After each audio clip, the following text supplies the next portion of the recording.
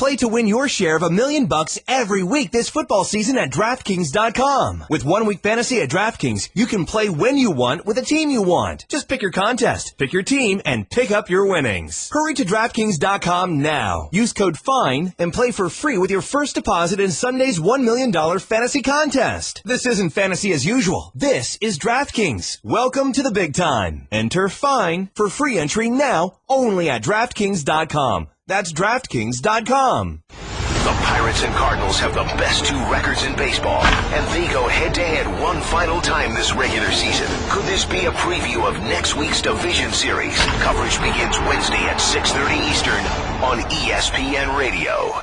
This is the best of the Paul Finebaum podcast. Good afternoon. Welcome to the week.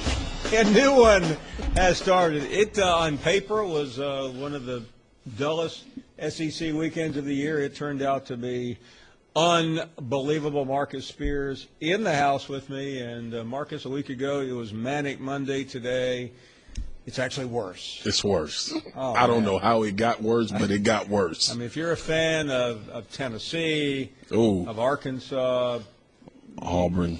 I keep forgetting. I wrote them off like 2 weeks ago. I keep forgetting they're still around. But anyway, we have a great deal to do and only 4 hours to accomplish the mission. First headline of the day, Greer to Callaway, one for the ages. What a play, 4th and 14 in the swamp. Tennessee, I think, had the game wrapped up. The FPI gave Florida a 6% chance of winning at that point. Snap to Greer. Greer looking, throws the ball, got a receiver. There's a catch made on the near sideline. Down the right side, 35-30. It'll be Callaway down the sideline. He's going to score! He's going to score! He's going to score! It's a touchdown! Oh, my! Oh, my! Let's recap an unbelievable win for the Gators and just all the things that went into that. Just can't tell you how proud I am of our team, how happy I am for our team, and really Gator fans all over the country.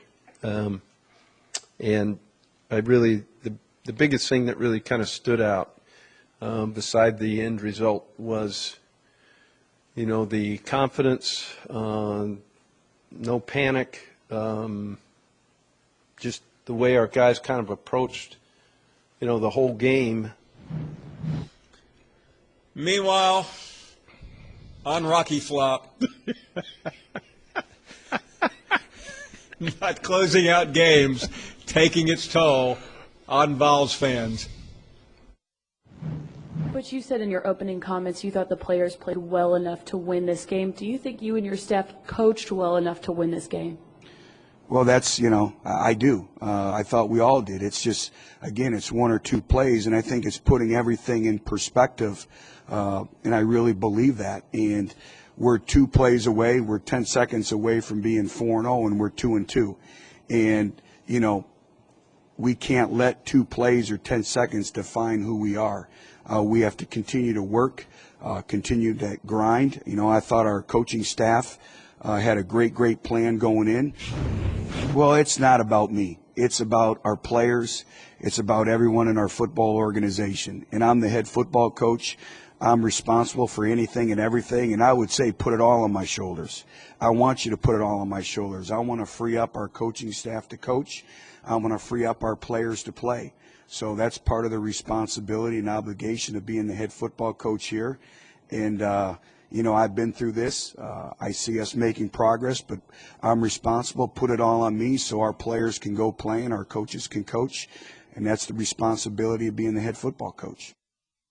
Actually, Coach, part of your responsibility to be the head football coach at Tennessee is to learn how to finish games. When you first started playing football as a kid, that was one of the mantras. That's what you heard from every single coach. I'm glad you brought up being a kid and playing football, P-Town, because some of these decisions that were made late in this game, my Pee-wee football coach would have been ready to make the right call. So it's just, it's so disheartening. You look at this 2 weeks ago, and then you see it happen again against Florida, And the most difficult thing for a player on a football team is to know that you were the better team and you didn't come away with a win. And that's been the case for them twice out of the 4 weeks of the college football season. And you said kids, and we always get criticized for using it. You have a lot of young people on this team who have played their hearts out, and I think we both agree they've done what they needed to do, but inexplicably, Butch Jones and his staff have not been able to, and you kept. I would have bet everything that this staff would have learned from 2 weeks ago. Absolutely, because you always are in self-evaluation mode as a coaching staff and as a football player, and to be right back in this situation again, up 13 in the second half, midway through the third quarter, and to give up a lead and lose a game at the end of the game, it's disheartening. It's hard to come back from. Defensively, what were they doing on 4th and 14? I'm so angry right now about that call. Sitting in defensive line rooms and sitting in defensive rooms scheming to play against a football team. First of all, on 4th and 14, you do not give the quarterback enough time to go through progressions and try to read the defense. That's number one. Second of all, you rush 3. Now, I'm going to get a little X's and O's, P-Town. They rushed 3 defenders, and they dropped a defensive end into the boundary of the football field. All the plays are going to be made in the big portion of the field that's over here to the right where the actual throw was made. So I looked at that play, and that play, and it's hard for me. No one play ever determines a game. But that play is a symbolism of what Tennessee has been doing in these 2 games that they've lost that they should have won. So ideally, on that play, put pressure on him. At least rush 4 guys. Yeah. Even if you don't blitz or bring an extra guy that they can't block, you rush 4 defenders. You got a young quarterback. It's 14. You have to complete a 14-yard pass. There are no plays in an offensive coordinator's playbook for 4th and 14. It's just let's hope that it works, because usually at that point anyway, it's a desperation play. So for me, the difficult thing about that particular call, was the fact that you gave them time to scan the football field by rushing 3. So essentially, he was trying to give up. He was trying to give up the big play. He was trying to give up. I have to think in his mind, he thought that the more guys I drop, the more field I have covered, which is logical, right? Which is a logical. But no, the quarterback should not have time, or a receiver should not have time to get 14 yards down the field. Now, if you rush 4 guys, I'm sitting back, Paul, and if I'm watching the game and you rush 4 guys and neither one of those guys get there or put any type of pressure on Will Grier, you have to live with that. That's just, look, we couldn't get to the quarterback. Florida's offensive line did a tremendous job blocking those 4 guys.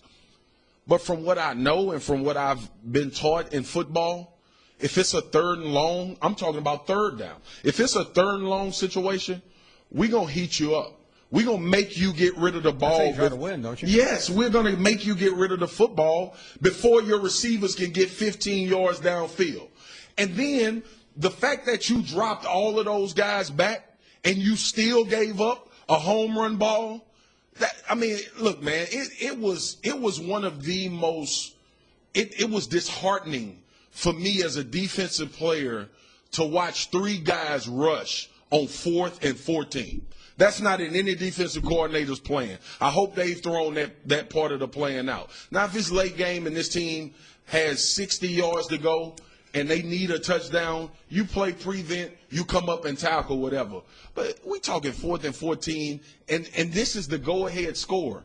You got to get to the quarterback. You have to make him make a decision faster than he wants to. That's what defense is predicated on when quarterbacks drop back to throw the ball. That's what makes all the great ones great at the position of quarterback, is the fact that they can get rid of the ball fast enough for receivers to be able to turn upfield and get yardage after a catch. Not on 4th and 14. We're not going to sit back and let you have time to scan the field and let receivers have time to uncover and give up a touchdown. Now the touchdown is on the players. They have to come up and make a tackle and get going on the next play. But the call for me was, I was absolutely dejected when I saw only 3 men rushing. I was sitting in the green room with a bunch of the analysts, me, Booger, Greg McElroy, and me and Boog were in a state of disbelief that they only rushed 3 guys on 4th and 14. I'm sorry, Paul. And again, the decision to go for 1. We debated that. I mean, that's. I mean, Butch Jones said it was on his chart.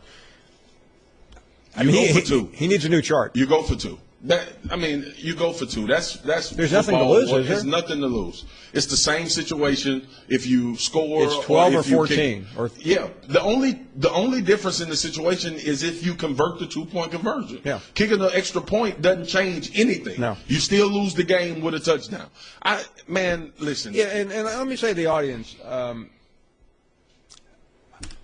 I'm a little heated up. I like this guy. I mean, we all like Butch Jones, but when you blow 2 games like that, it's on you. He said it was on him. Well, of course it's on him. Of course it's on him. Of course. But I do have sympathy for the players, and I really feel for the Tennessee fan base. Because they're fighting hard, man. These players are playing hard. And man. right now they have nothing to show for this season. Yeah.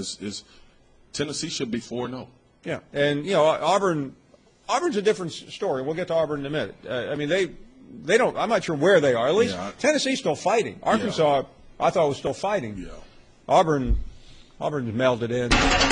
This is the best of the Paul Finebaum podcast. A lot of calls out there, and when you win, you have every right to enjoy the moment. And we'll have a few of those today from Gatorland. Let's start with Ron in Ocala, Florida. Hey, Ron.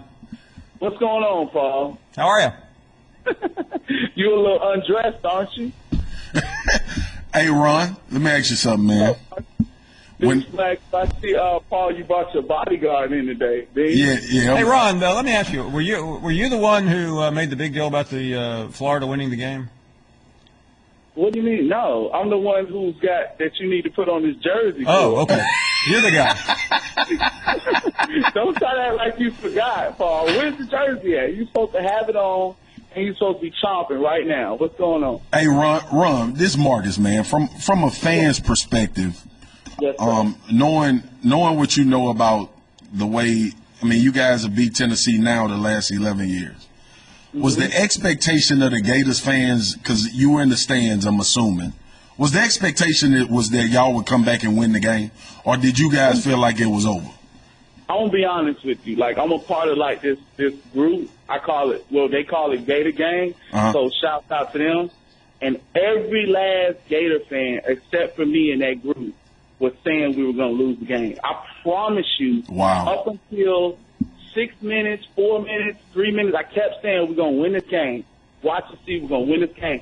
I done been, for over 2 decades now, watching the Gators pull out some miraculous feats. It was just Muschamp that kind of dimmed our little miracle-type stuff that happened in the swamp. So I had seen us do stuff like that before, so I was expecting something big to happen. And it did. Hey, Ron, let me interrupt you for a second.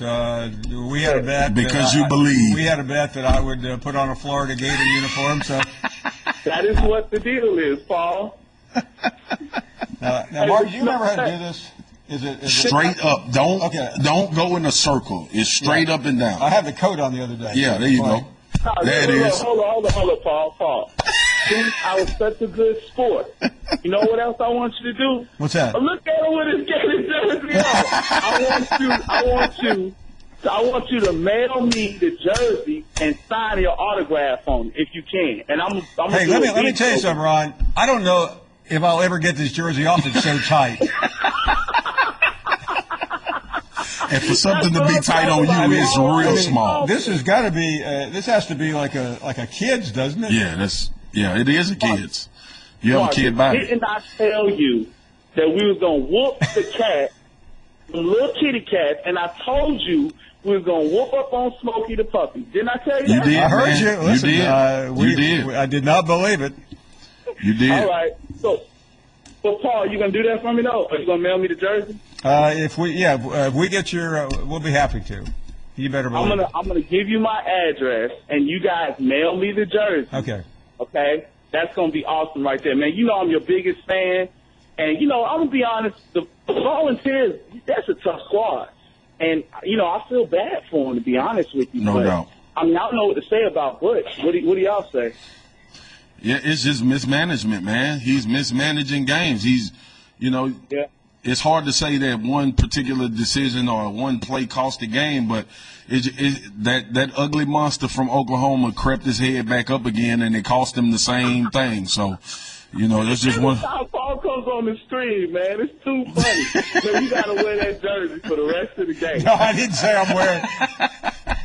I may need a heart surgeon though to cut it off. We're gonna split it up the middle. We'll sew it back, Ron, and send it to you. I feel fat in this thing. Appreciate that, Marcus, man. Make sure it happens for me, big dog. All right, man. All right, brother. Hey, thanks. Hey, Ron, stay on hold. We're gonna get your address and we'll send you the jersey. Although I'm not sure this jersey would fit on a Chihuahua. Let's grab some more calls. Jesse in Tennessee is up next. Hey, Jesse. Paul, I need you to talk me off the ledge. I'm so over this. I can't believe it. I don't know what to do. I don't know what to say about Butch Jones. I've never been this disappointed in my Tennessee Volunteers because of the hype that we had coming in, and then the Oklahoma game, and now this. I don't even know what to say about it. Like, starting with Oklahoma, in the second half of the Oklahoma game, we blitzed 30% less than we did in the first half, and our average time between plays was almost doubled, Paul. We was way too conservative. And then to the Florida game, on our second-to-last possession, we have a 3rd and 11. We run the football, a quarterback sweep, and then the two-point conversion. Can you explain that to me, Paul? Why is a 13-point lead? There is simply no way to explain the two-point conversion. I've had it up to here with. I mean, let me assure you, there's no way to explain it without using curse words and losing total composure, because there's no way. And yeah, I know what Butch Jones said, but it just doesn't fly. And everybody I've talked to since the game is telling me hindsight's 20/20, but this isn't hindsight. I was screaming at my television when the calls came in. I can't believe it, Paul. Jesse, man, listen. I know how much you guys invest in being a part of the team and wanting to enjoy wins and suffering in the losses, but I got to be honest with you, man. To lose the way that you guys have lost the 2 games that you have lost this year, that's a tough one to swallow. So Marcus, don't jump off the ledge, because it's exactly football. right. Don't jump off the ledge. There's a lot of football left, but I know it's a difficult time right now, man. I just, as an analyst, I try to stay as neutral as possible, because I know these coaches and players and assistant coaches are under a lot of pressure, but that's what they get paid for, man. And you just cannot have mental lapses when so much is on the line. And that's what happened against Oklahoma and this past weekend. So, yeah, don't jump off the ledge, though, man. We need you to keep calling in. Let's go to John next. Hey, John, thank you very much. Good afternoon. Hey, guys. How are y'all doing today? Oh, we're doing great. If y'all would indulge me, I wrote this little ditty that I call Rocky Top Ode to Philip Fulmer. I'd like to sing it for you if you let me. We'll let you go as long as you don't violate any practices that we subscribe to here. It's G-rated and it's short. That may not be the issue. Rocky Top is copyrighted, so we'll see how it goes. Oh, yeah, okay. Well, here it is. They can't play football on Rocky Top ever since they fired old Phil. They can still recruit, but they can't get a big win. It looks like they never will. Rocky Top, you'll never be #1 in the SEC. Poor old Rocky Top. Y'all should have hired Cutcliffe, Tennessee. You should have hired David Cutcliffe, Tennessee. David Cutcliffe doing quite well. This is the best of the Paul Finebaum podcast. Football's back, and it already feels like the playoffs thanks to 1 Week Fantasy at DraftKings.com. With millions of dollars in prizes being paid out each week, Every play in every game could take you closer to a life-changing payday. Hurry to DraftKings.com now. Use promo code FINE and play for free with your first deposit in this Sunday's $1 million fantasy contest. This isn't fantasy as usual. This is DraftKings. Welcome to the big time. Enter FINE for free entry now only at DraftKings.com. That's DraftKings.com. This is the best of the Paul Finebaum podcast. Clay Travis joining us. Let me just read. I'm not big on reading whole paragraphs of articles, but I will read you the last line or two of Clay's column on Tennessee football. If Butch Jones were a doctor, he'd lose his license over his coaching in the fourth quarter. He committed inexcusable coaching malpractice of the highest magnitude. Oh, man. It's time to stop saying a team Georgia'd a life situation. That's a cliche some people use about Mark Richt's tenure. Butch Jones has Georgia beat. When his decision mattered most and his team needed him more than ever, he wasn't up to the task. He butched it. Tell him why you mad, Clay. You mad, Clay? You mad, Clay? I'm still furious at Butch Jones. Butch Jones, if he were a doctor, Paul, basically he would have been like trying to conduct an appendectomy, and halfway through the surgery he just choked his patient to death. That's what he did to the Tennessee football team. I am still in disbelief that you can be paid $4 million a year and not be able to do basic math, not be able to recognize that when you got a freshman kicker from Florida who's a walk-on jogging onto the field to attempt a field goal on 4th and 6 from 42 yards out, that it's a huge win for your defense and you don't need to call timeout and allow Jim McElwain to say, wait a minute, the odds, I've watched a lot of field goals in college, 42-yard field goal kickers, even if they're field goals, even if they're good kickers, aren't made that often. 20-10 in that situation, Tennessee was in perfect shape. From there, Paul, it just totally unraveled. It was coaching malpractice of the highest order, and it's like the more I think about it, the more angry I get. You know, sometimes things happen and hours, days, moments pass and you're not as angry as you were in that instant. I'm getting angrier over Butch Jones' stupidity, and here's the deal. He still isn't acknowledging that the players won that game and he lost it. It's like he's on bath salts. He makes no sense in his press conferences. He just keeps talking about mindless cliches, brick by brick. Players are young. VFL. Here's the deal. He's not a young coach. He has to understand how to make decisions that help his team win, or he has to find somebody who can. And so far, he's a total disaster in late game situations. Clay, I read the article, man. I love the way you broke down every segment of the game. But my question really points to what did this do to this program, this loss? Because I talked about the Oklahoma game being kind of a staple and a signature of where they were trying to go if they were able to get that win. And then you come to Florida. Now we're talking about SEC East play. We're talking about a possibility, a team that preseason I personally thought and a lot of people thought had a chance to win the SEC East. Not from a football standpoint, from the trajectory and the mental side of it. What did this loss do to Tennessee?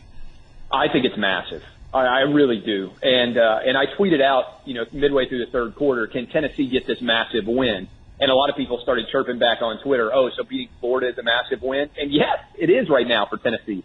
After 10 consecutive losses, after the way they gave up that game last year, Butch Jones also committed coaching malpractice in that game. And that's the biggest issue here, is that it continues to happen again and again. Tennessee was up 9-0. That game should have been completely erased from ever being a game at that point. Commits a fumble, loses by 1 point last year, but this year is even worse. And even as somebody who's watched every Tennessee football game for the last 30 years, this is up there with the worst losses that I've ever seen. And again, it's one thing if your players. Clay, weren't we just saying that about Oklahoma? Yeah, but Oklahoma, at least, I think Marcus is right there. I mean, Oklahoma was a kind of a bonus game. You would like to win that one, and Tennessee should have won it. And I think if they had won it, the response to the Florida situation would be much less significant. But when you look at those numbers, there's been 191 times that teams have had a 13-point or more lead going into the fourth quarter or in the fourth quarter, and 2 of those losses now are from Tennessee. I mean, the problem is Butch Jones keeps repeating the same mistakes over and over again. Some people think rapidly, right? They can analyze situations and make really rapid decisions on the sideline, in life, and battle, wherever you are. Other people, it takes them time to make decisions, and that's fine. Everybody doesn't think the same. But part of being a coach or a player, or even in your own life, is figuring out what works and what weaknesses you have and finding a way to ameliorate your weaknesses and increase your strength. And Butch Jones still doesn't seem to understand that he is an awful game manager. I mean, whether it's declining penalties that don't make sense, whether it's not knowing when to go for two. Yeah, Clay, let me ask you about the two-point conversion there, because that was such a big part of the game. You've researched that. You don't have to research it. Anyone knows what the call there is, right? Yeah, Butch lied about it. I think that what happened in this situation, if you really try to analyze it, is they ran the ball on 3rd and 10 in that situation. For people who are watching the game, it's a 3rd down and goal situation. They ran the ball thinking we're going to get stopped and kick a field goal and go up by 9 points in that situation, 23-14. Jalen Hurd, who played out of his mind, and by the way, so did Joshua Dobbs and so many of the other Tennessee players, which is why I'm saying Butch Jones should address all of them and apologize for the way that, and the fact that he lost this game for them. He scores a touchdown there. Tennessee goes up 26-14. I think that Butch had already decided we're going to kick the field goal, and rather than take a timeout, he wasn't willing to make that decision in the spur of the moment. He hadn't contemplated it well enough. He hadn't allowed his mind to wrap around it. It makes no sense, Paul. I mean, I don't get into questioning X's and O's or anything else because, candidly, I'm not an X's and O's guy. But in basic moments of strategy, here is the analysis. You go up there 26-14. There's 10 minutes left in the game. In order to lose that game 27-14, you have to think that Florida is going to kick 2 field goals and score a touchdown in the final 10 minutes of that game.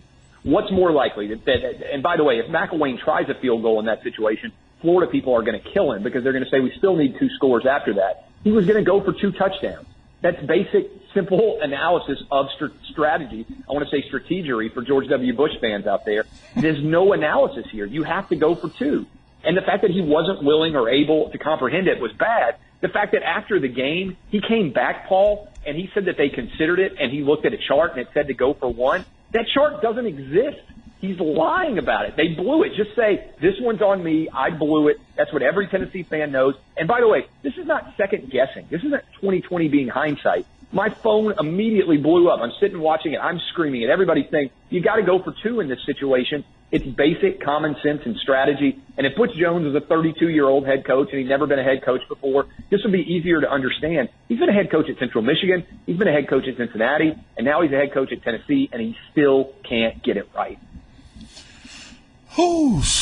Clay, you're bringing it. So let me ask you this. From a player's perspective, where do the players go from here? Because I know what I would be thinking if I was a player on this football team. You'd be thinking the coach has cost us the game, right? Yeah, absolutely. Absolutely. And I think, look, it's not – look, Josh Dobbs is a freaking astroscientist out there. I'm sure that he could do the math right after they scored the touchdown to know that they should go for 2. Here's the other thing. There are so many issues. The going for 2 was one, calling the timeout. How about on the final possession?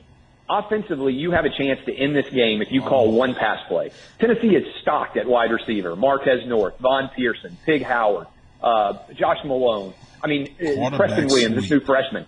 All this wide receiver and they completed 3 passes to wide receivers. Call a play to try to win a game. Let your junior quarterback, who's a freaking genius, decide whether or not to throw the ball instead of running it 3 times. The clock was not going to run out regardless. You basically put everything on your defense. Here's the other thing, Marcus.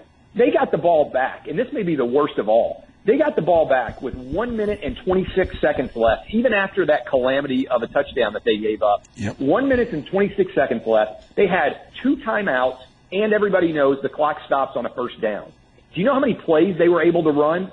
3. 4. And they 4 plays, and they called 2 timeouts to avoid 10-second runoffs, and they spiked the ball and got had to call their timeout before they attempted a 55-yard field goal. And Butch Jones said that he thought the final drive went well. I mean, what is this guy doing in his life that he's not able to look at this film and say, my God, I totally blew it. I lost this team the game, acknowledge it, and move on. Instead, it's like you got a madman on the sideline. When he and Brett Bielema are coaching against each other this weekend, I think everybody who's an Arkansas or Tennessee fan should just get drunk before the game because I don't know how you watch these guys play sober. So, Clay, let me ask you this going forward, man, with Butch Jones. How much of this is on the assistant coaches and not having someone to recognize in that moment and let Butch know, hey, coach, this is not what we need to do. We need to do this instead. How much of that is on the assistant coaching staff? Because Jansen called the defensive play. Yeah, I think that, again, if you know that you have this issue, and I don't see how Butch Jones couldn't know that he doesn't make good decisions in crunch time, I would have the best decision maker in crunch time on this staff who's in charge of making sure that I use my timeouts correctly, making sure that strategically we are doing everything to maximize our team's chances to win. And if that's not you, then you make $4 million a year. You find somebody on your staff or on even a GA or someone that you know, that you trust, that you can go over these situations with. And in that moment, he's in your headset saying, Coach, trust me. Clay, let me ask you the exit question here. Everyone knows the stats. He's right there with Derek Dooley at this point in time. I realize you're a commentator. You're not a soothsayer. But where does this program go? What's going to happen next for Butch Jones? Well, he's recruited really well. And that's his saving grace right now. The problem is, once you recruit really well, people can tell when you're not a good coach. Because for a long time, he could say, boy, I walked in here and it was a total mess. And so when you lose, people say, well, they don't have the same weapons. They had as good a weapons as Oklahoma. They had as good a weapons, if not better, than Florida. They have as good or better weapons than Arkansas. They're not that far away from Georgia. And honestly, they've closed the gap with Alabama. If Butch Jones loses these next 3 games, I think he's on the scalding hot seat. I think he's going to come back for a 4th year, but he needs to stop saying youth as an excuse. And, again, he needs to look in the mirror and self-acknowledge his responsibility. I think when you look at the Final Four, South Carolina, Missouri, Vanderbilt, and Kentucky, Tennessee is infinitely better, but I don't feel confident that he's going to outcoach those guys and win. So you're saying loses to Arkansas, Georgia, and Alabama, he's on the scalding hot seat? Yeah, I don't think you can fire him at the end of this year. But at that point, the fact you're even bringing that up is surprising and shocking to some people, and many people. No, I think the people who paid it, I think it's not surprising to Tennessee fans. I mean, this is his 3rd year. Derek Dooley got 3 years, and everybody ran him out of town. I think Butch Jones is going to get his 4th year, but right now he is not in any way. He's the Ron Zook of Tennessee. He has recruited a lot of really good players, but on the sideline, you look at him and you think this guy has no clue what's going on in this actual game. And in crunch time, he's been worthless to his team. Like I said, it's like he's a doctor who suddenly decides to strangle his patient halfway through the surgery. The Ron Zook. He's the Ron Zook of Tennessee right now. Without as many wins, Paul. Clay, kick your feet up, man. Take a breather. College football week 5 is coming up quick. I tell you, I'm going to have to be drunk to watch that Arkansas-Tennessee game. I don't know anybody who will watch it, though. Many thanks, Clay. All right, I'll see y'all. This is the best of the Paul Finebaum podcast. And now, for Geico's edition of Stuff Found in Your Car, we go inside your side door pocket. Hello, yes, the crumpled receipt with gum in it. From your anniversary dinner, you sprang for expensive wine, your server was Beth. That dinner was a couple $100. Money you could get back if you switched to Geico and saved hundreds of dollars on your car insurance. I bet you'd save that receipt. Frame it even. But really, where did I go wrong? Was it the corkage fee? Geico. 15 minutes could save you 15% or more on car insurance. Visit geico.com today. What a game Saturday night, 7:30 Eastern. Kyle Field, the Bulldogs, and the Aggies. Check it out, SEC Network.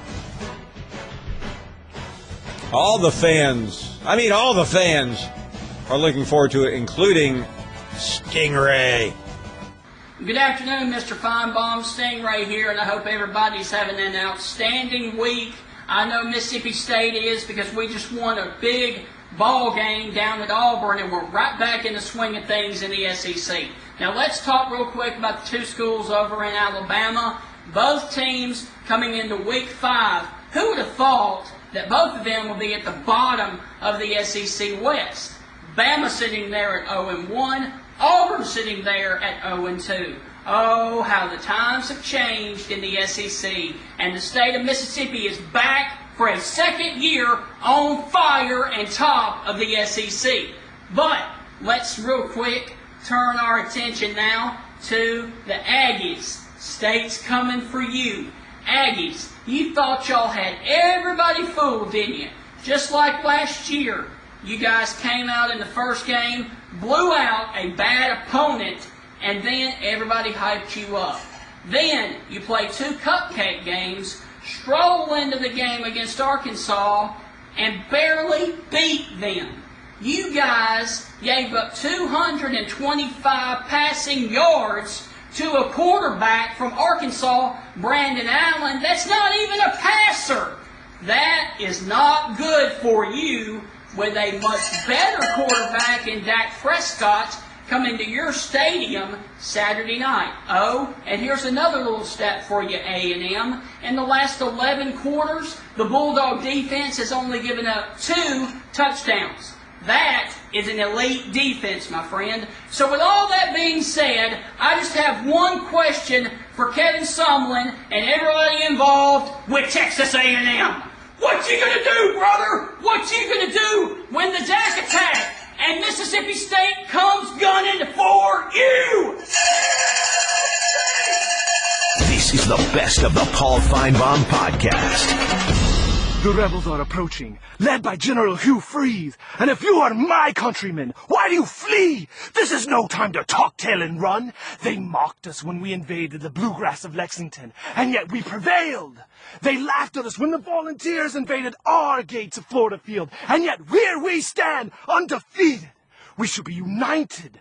And if we win the day, Saturday will be known as the day that Gator Nation stood in one voice and shouted, "We will not go quietly into the night. We will not go down without a fight. We're going to move on. We're going to survive. Saturday, we celebrate our victory!" Gator Heart. He did the epic last year, and he is back. And let's give it up for him. That was really cool. Guys, we've had 2 back-to-back rants of great noteworthy with Stingray and Gator Heart. How would you rank them? Well, Stingray is going to win every competition today because of that senior portrait in the back of his rant. His location shoots have been phenomenal. So thank you, Stingray. We've had he was next to a cow. There was the tractor. There's the senior portrait. But the production quality on that one was pretty good. Yeah. Although he combined a couple movies there into the Gator Hunt. Creative license. Why not? Why not? Why not? Paul, if you had to rank the rants?